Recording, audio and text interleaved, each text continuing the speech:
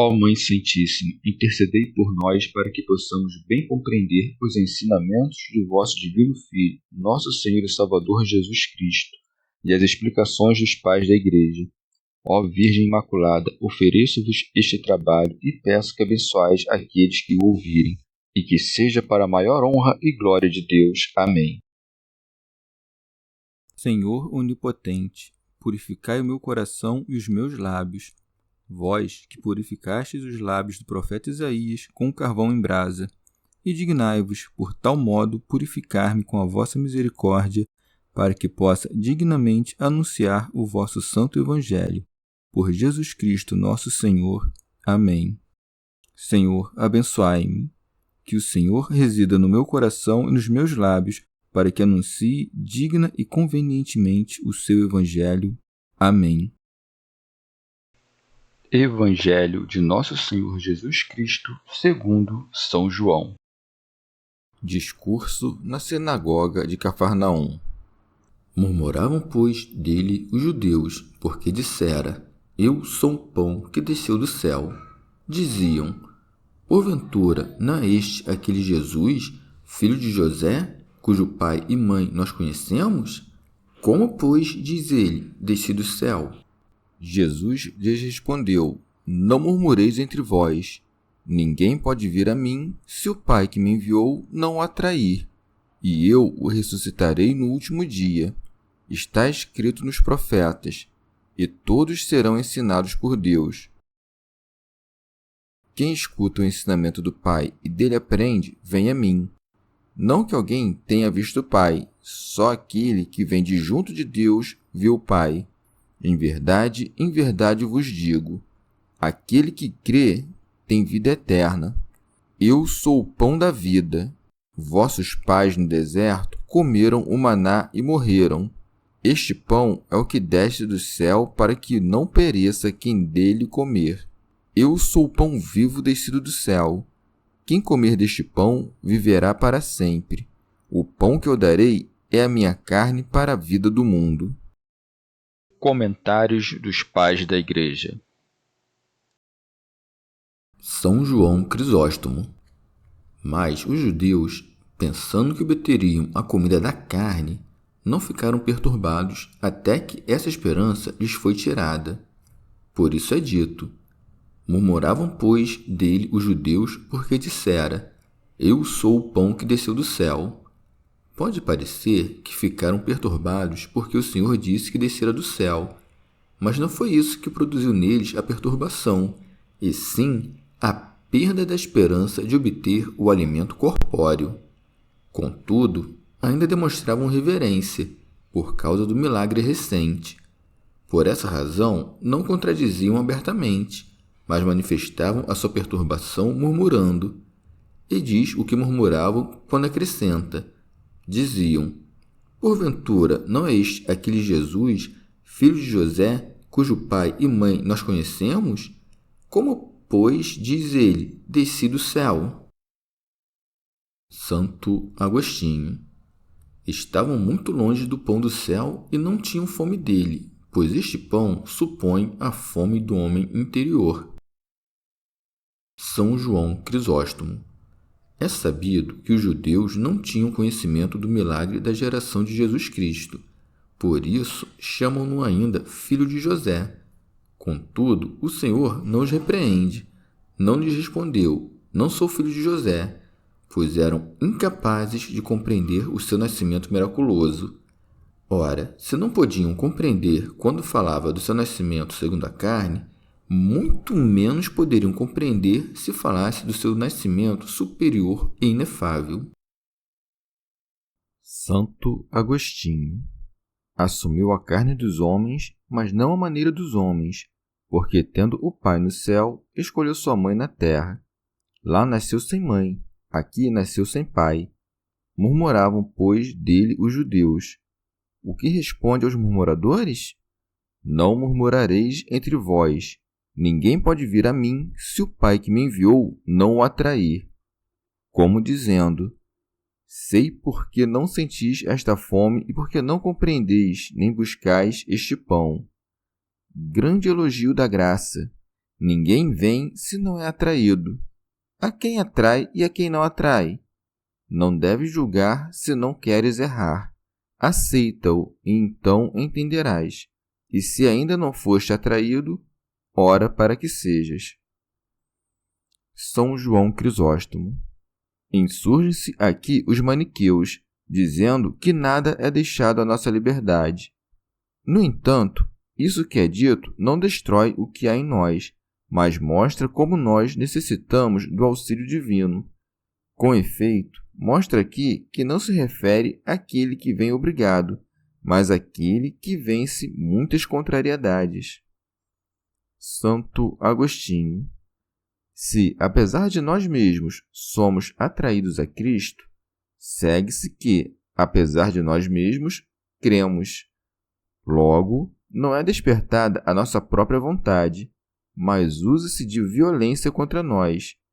Ora, é possível entrar na igreja não querendo, mas não é possível crer não querendo, porque com o coração se crê para a justiça. Por conseguinte, se aquele que é atraído vem obrigado, então não crê, e se não crê, então não vem, porque não caminhamos em direção a Cristo andando, mas crendo. Nem nos aproximamos dele movendo o corpo, mas pela vontade da alma. Portanto, és atraído voluntariamente. O que é ser atraído voluntariamente? Põe as tuas delícias no Senhor e te concederá o que o teu coração deseja. Há certo gozo em nossa alma, para a qual é doce aquele pão do céu. Além disso, se foi lícito ao poeta dizer que o prazer de cada um é o que o atrai, com quanto mais razão não deveremos dizer que o homem é atraído a Cristo quando põe as suas delícias na verdade, na santidade, na justiça e na vida eterna. E tudo isso é Cristo. Os sentidos do corpo têm seus prazeres. Porventura, carecerá o espírito dos seus? Dá-me um homem que ama, um que deseja, um que é fervoroso, um que tem fome, um que anda com esta solicitude, que tem sede e que suspira por chegar à fonte da vida eterna. Ele saberá do que falo, porque o Senhor quis dizer que o Pai que me enviou o atraia. Se devemos ser atraídos, sejamos por aquele a quem diz o amante: leva-me atrás de ti. Mas vejamos como deve-se entender essa sentença. O Pai atrai ao Filho aqueles que creem no Filho, porque sabem que ele tem a Deus como Pai, pois Deus Pai gerou o Filho igual a si. Quem pensa e crê na fé e examina que o Filho é igual ao Pai em quem crê, é atraído pelo Pai ao Filho. Ário pensou que era apenas uma criatura. O Pai não o atraiu. Fotino disse que Cristo é somente homem, e como acreditou nisso, o Pai não o atraiu.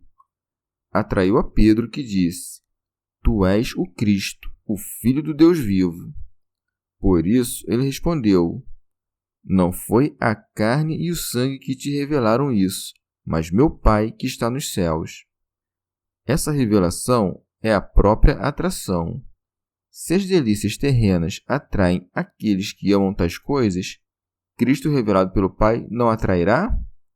Que outra coisa deseja a alma mais que a verdade? Mas aqui os homens têm fome, lá serão saciados.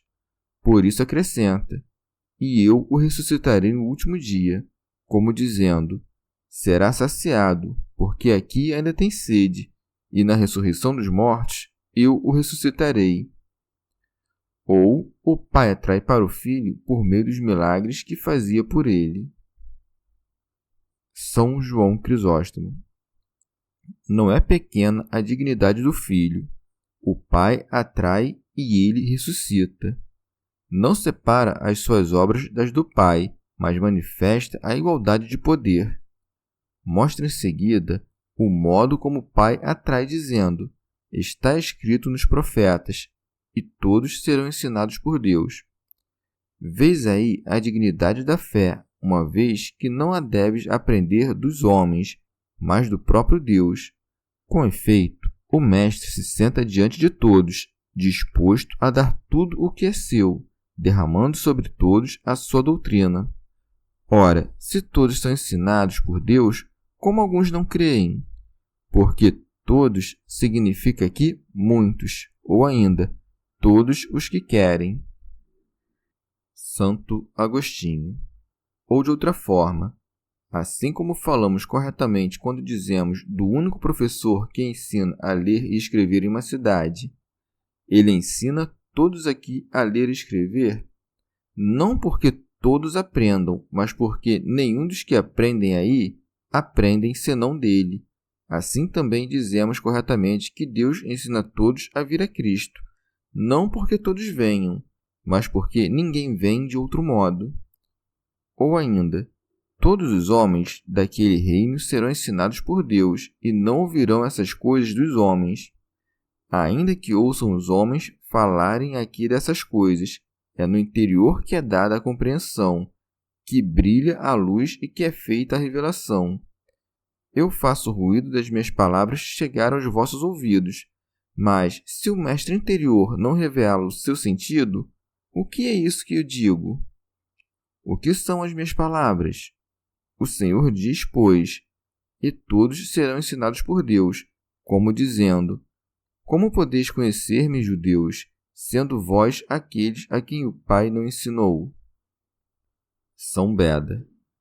Diz no plural, nos profetas, porque todos estavam cheios de um mesmo espírito. Ainda que profetizassem coisas diferentes, dirigiam-se a um mesmo fim, sendo todos concordes entre si, como com relação ao profeta Joel, que diz: todos serão ensinados por Deus. Comentário de São Tomás de Aquino em forma de glosa. Isso não se encontra em Joel, mas algo semelhante. Com efeito diz: filhos de Sião, exultai e alegrai-vos no Senhor vosso Deus, porque ele vos dará um doutor. Encontra-se de maneira mais expressa em Isaías, onde é dito: todos os teus filhos serão instruídos pelo Senhor. São João Crisóstomo. O que de fato é importante, pois antes aprendiam por meio dos homens as coisas que dizem respeito a Deus, mas agora aprendem pelo Filho único de Deus e pelo Espírito Santo. Santo Agostinho. Todos os que são ensinados por Deus vêm ao Filho, porque ouviram e aprenderam do Pai pelo Filho. Por isso acrescenta: quem escuta o ensinamento do Pai e dele aprende, vem a mim. Se aquele que ouviu as coisas do Pai e aprendeu vem, todo aquele que não vem não ouviu e não aprendeu. Essa escola onde o Pai é ouvido e ensina que se vá ao Filho está muito distante dos sentidos corpóreos. Isso não é realizado pelos ouvidos da carne, mas pelos do coração, onde está o próprio Filho, pois ele é o Verbo pelo qual o Pai ensina. Lá está também o Espírito Santo, porque aprendemos que as operações da Trindade são inseparáveis. Contudo, isso é atribuído principalmente ao Pai, porque dele procedem o Filho e o Espírito. Assim, a graça que é concedida pela generosidade divina aos corações humanos, por caminhos ocultos, não pode ser desprezada pelo coração endurecido, uma vez que o seu primeiro movimento é remover a dureza do coração. Por que então não ensina a todos que venham a Cristo, senão porque, por misericórdia, ensina aqueles a quem ensina, e, por um justo juízo, não ensina aqueles a quem não ensina? Se disséssemos que aqueles aos quais não ensina querem aprender, responderá: e onde estão quando se diz: porventura não vos tornarás a dar a vida e o teu povo não se alegrará em ti? E se Deus não faz que aqueles que não querem passem a querer, por que a Igreja ora pelos seus perseguidores conforme o preceito do Senhor? Com efeito, ninguém pode dizer: acreditei para ser chamado. A misericórdia de Deus vem em primeiro lugar, e o homem é chamado para então crer. Eis como o Pai atrai pelo ensino da verdade, não por uma imposição necessária. Com efeito, o atrair é próprio de Deus. Quem escuta o ensinamento do Pai e dele aprende, vem a mim. Que diremos então? Cristo nada ensinou? Como é possível se os homens não viram o Pai como mestre, mas o Filho? O Filho, pois, falava, mas o Pai ensinava. Com efeito, se eu, sendo homem, ensino aquele que ouve minha palavra, o Pai também ensina aquele que ouve a sua palavra. O próprio Senhor explica isso e esclarece o que disse, acrescentando em seguida: não que alguém tenha visto o Pai, só aquele que vem de junto de Deus viu o Pai. Como dizendo: não aconteça que, quando digo que todo aquele que ouve e aprende do Pai vem a mim, digais entre vós: nunca vimos o Pai, como podemos aprender dele? Ouvi de mim mesmo. Eu conheci o Pai, venho dele, do mesmo modo que a palavra vem daquele que a profere. Não porque soa e passa, mas porque permanece com quem a profere e atrai quem a ouve. São João Crisóstomo. Todos nós viemos de Deus. Não mencionou aqui o que pertence de maneira precípua e própria ao Filho, por causa da fraqueza dos ouvintes. Santo Agostinho. O Senhor quis revelar o que ele é. Por isso diz: em verdade vos digo, aquele que crê tem vida eterna. Como dizendo: quem crê em mim, tem a mim. O que é, pois, ter a mim? É ter a vida eterna. Com efeito, o Verbo, que no princípio estava junto de Deus, era a vida eterna, e a vida era a luz dos homens. A vida assumiu a morte para que a vida destruísse a morte. São João Crisóstomo. Como a multidão estava pedindo-lhe o alimento corporal, o Senhor, recordando-se do alimento que fora dado aos seus pais, a fim de manifestar que tudo aquilo não era senão uma figura da verdade que tinham diante de si, faz menção do alimento espiritual dizendo: eu sou o pão da vida. Chama-se a si mesmo pão da vida, porque contém em si toda a nossa vida, tanto a presente como a futura. Santo Agostinho. Como eles se ensoberbecem por causa do maná, acrescenta: vossos pais no deserto comeram maná e morreram. Por essa razão, são vossos pais, porque sois semelhantes a eles. São murmuradores os pais de filhos murmuradores. Com efeito, é dito que em nada aquele povo ofendeu tanto a Deus quanto por sua murmuração. Por essa razão, morreram, porque acreditavam somente no que viam. Quanto ao que não viam, não acreditavam nem compreendiam. São João Crisóstomo. Não é sem razão que acrescenta: no deserto, indicando que não foi longo o período durante o qual foi concedido o maná e que este não chegou com eles à terra prometida. Mas como lhes parecia que o pão dado por Cristo era menor que o que fora dado aos seus pais, ainda porquanto este descia do céu, enquanto aquele que por milagre era produzido na terra desceu do céu, ele acrescenta: este pão é o que desceu do céu. Santo Agostinho. Aquele pão foi prefigurado pelo maná. Este pão era prefigurado pelo altar de Deus. Ambos eram sacramentos. São diversos quanto às figuras, mas são iguais quanto às coisas que significam. Ouve o que diz o apóstolo: todos comeram do mesmo alimento espiritual. São João Crisóstomo. Depois lhes mostra o que mais os poderia persuadir: que tinham sido elevados a uma dignidade muito maior que a dos seus pais, os quais, comendo maná, morreram. Por isso acrescenta: para que não pereçam quem dele comer. Por fim, manifesta a diferença entre ambos os pães. Nesta passagem, chama pão a doutrina salvífica e a fé que se deve ter nele, ou no seu corpo. Com efeito, todas essas coisas conservam a alma. Santo Agostinho. Mas nós, que comemos do pão que desceu do céu, não morremos? Assim como aqueles morreram, nós também morreremos, no que diz respeito à morte deste corpo visível e carnal. E quanto à morte espiritual de que morreram os pais destes, Moisés e muitos outros que agradaram a Deus comeram maná e não morreram, porque entenderam espiritualmente aquela comida visível, saboreando-na espiritualmente, e foram saciados espiritualmente. Nós hoje também recebemos um alimento visível, mas uma coisa é o sacramento, outra é a virtude do sacramento. Quantos não recebem este pão do altar e morrem apesar disso? Por isso diz o apóstolo, que come e bebe a própria condenação. Portanto, comei o pão do céu em espírito e trazei a vossa inocência diante do altar. Que os pecados, embora sejam diários, não sejam mortais. Antes de vos aproximardes do altar, prestai atenção ao que dizeis. Perdoai-nos as nossas dívidas, assim como nós perdoamos aos nossos devedores. Se perdoas, ser-te-ão perdoadas. Aproxima-te com confiança. É pão, não veneno. Quem comer deste pão não morrerá, mas isso é dito a respeito da virtude do sacramento, não do sacramento visível, isto é, de quem comer interiormente, não exteriormente. Alcuíno. Por isso, não morre quem come deste pão, porque eu sou o pão vivo descido do céu. Teofilacto Diócrida. Por essa razão, o Senhor encarnou-se. Portanto, é falso que tenha sido primeiro só homem e depois tenha assumido a divindade, como diz Nestório. Santo Agostinho. Também o maná desceu do céu, mas o maná era a sombra, e este pão é a realidade. Minha vida é a que vivifica.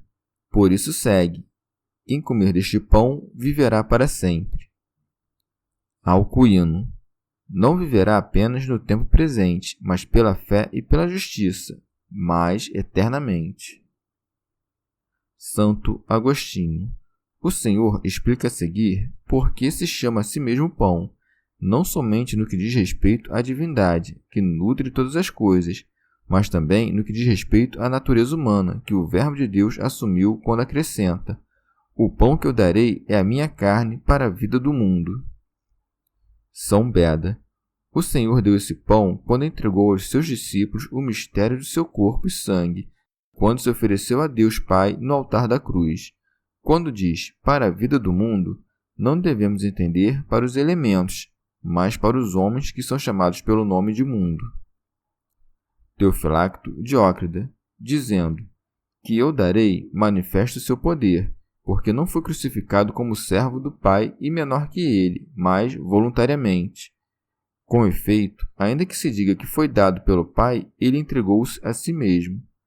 Vê, pois, como o pão que recebemos no sacramento não é figura da carne de Cristo, mas é própria e verdadeiramente a carne de Cristo. Com efeito, não disse: o pão que darei leva a imagem do meu corpo, mas é minha própria carne. Este pão se transmuta pelas palavras inefáveis, pela bênção mística e pela habitação do Espírito Santo no corpo de Cristo. Por que não vemos seu corpo? Porque se víssemos, seríamos tomados de terror ao recebê-lo. Por essa razão, acomodando-se à nossa fraqueza, esse alimento espiritual nos aparece da maneira que convinha à nossa condição. Entregou a sua carne para a vida do mundo, porque morrendo destruiu a morte. Também vejo nas palavras: pela vida do mundo a ressurreição, porque a morte do Senhor concedeu a ressurreição universal a todo o gênero humano. Também, talvez, chamou vida do mundo a vida que consiste na santificação e na perfeição segundo o Espírito. Com efeito, embora nem todos tenham recebido a vida que está na santificação e no Espírito, o Senhor entregou-se pelo mundo, e na medida em que o mundo está nele, todo mundo se santificou. Santo Agostinho. Como poderá a carne compreender que a carne seja chamada pão? Os fiéis, porém, conhecem o corpo de Cristo se estão empenhados em ser o corpo de Cristo. Façam-se o corpo de Cristo se querem viver do Espírito de Cristo. Com efeito, do Espírito de Cristo não vive senão o corpo de Cristo. Ou por acaso o meu corpo vive do teu Espírito? O apóstolo dá a conhecer este pão dizendo: formamos um só corpo, nós todos que participamos do mesmo pão. Ó sacramento de piedade, ó sinal de unidade, ó vínculo de caridade! Aquele que quiser viver, se aproxime, creia, se incorpore, e então receberá a vida. Chegamos ao fim de mais um dia de comentários da Catena Áurea. Muito obrigado por ficarem até aqui, que Nossa Senhora derrame suas graças sobre nós, e até amanhã.